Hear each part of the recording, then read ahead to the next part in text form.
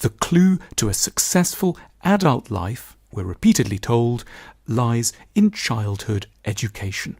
It's for this reason that we send weary children out into the world on dark winter mornings with full rucksacks in order to spend the day studying coordinate geometry and indefinite articles, the social impact of religious and economic changes under Edward VI, and the place of Aristotle's philosophy in Dante's Inferno.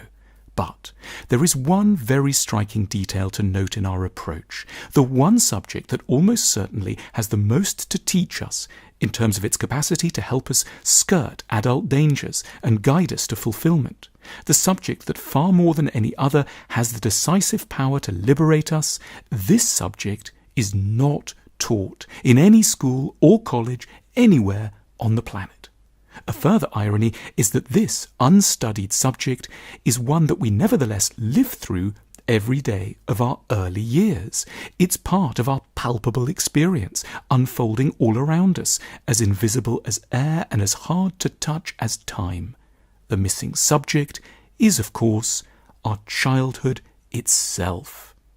We can sum up its importance like this. Our chances of leading a fulfilled adult life depend overwhelmingly on our knowledge of and engagement with the nature of our own childhoods, because it is in this period that the dominant share of our adult identity is being moulded and our characteristic expectations and responses set.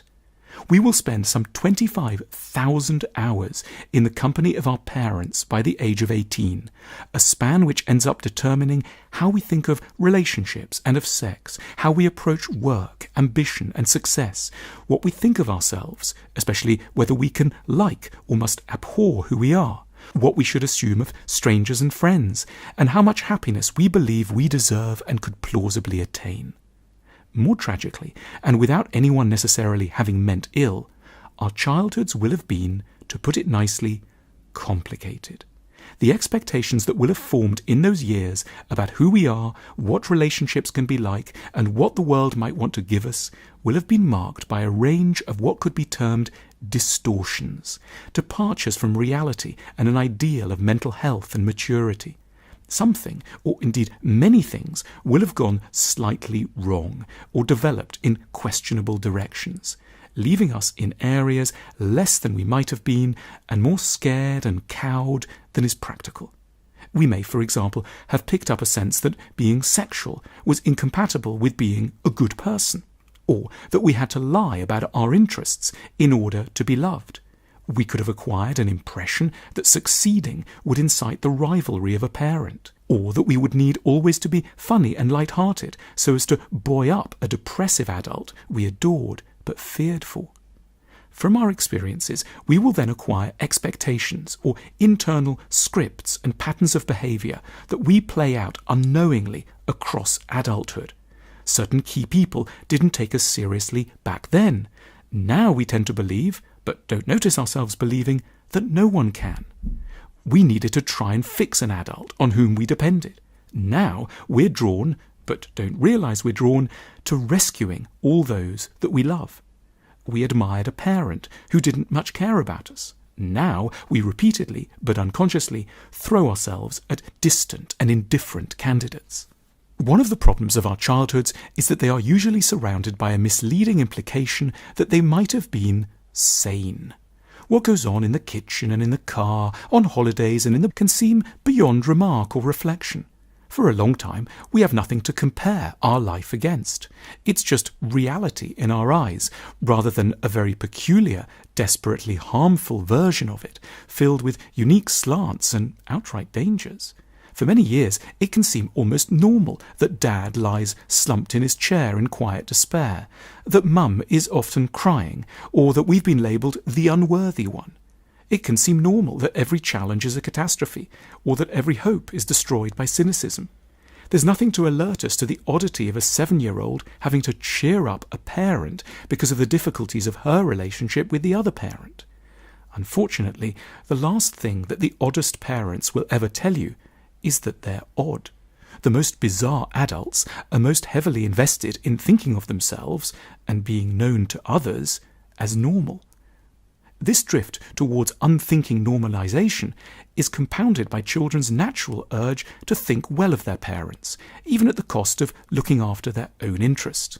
It's always, strangely, preferable for a child to think of themselves as unworthy and deficient than to acknowledge their parent as unstable and unfair. The legacy of a difficult childhood, by which one really means a typical childhood, spreads into every corner of adult life. For decades, it can seem as though unhappiness and grief must be the norm. It may take until a person is deep into adulthood and might have messed up their career substantially or gone through a string of frustrating relationships, that they may become able to think about the connection between what happened to them in the past and how they are living as grown-ups. Slowly, they may see the debt that their habit of trying to fix their adults to a dynamic with an alcoholic mother. Or, over many hours of discussion, they may realize that there need be no conflict between being successful and being a good person, contrary to what a disappointed father had once imputed. The focus of present education lies in understanding the outer world. The system tells us that we will finally and optimally have succeeded when we grasp the laws of the universe and the history of humanity. But in order properly to thrive, we will also need to know something far closer to home.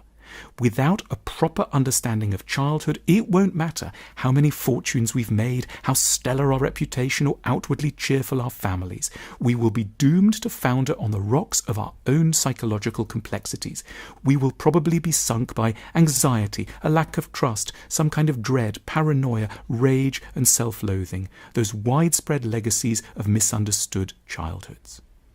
Well-meaning people sometimes wonder with considerable hope if Sigmund Freud has not, after all, by now been proved wrong. The tricky and humiliating answer is that no, he never actually will be in the substance of his insight. Freud's eternal contribution has been to alert us to the many ways in which adult emotional lives sit on top of childhood experiences, and how we are made sick by not knowing our own histories. In a saner world, we would be left in no doubt, and even partially alerted while we were living through them, that our childhoods hold the secrets to our identities.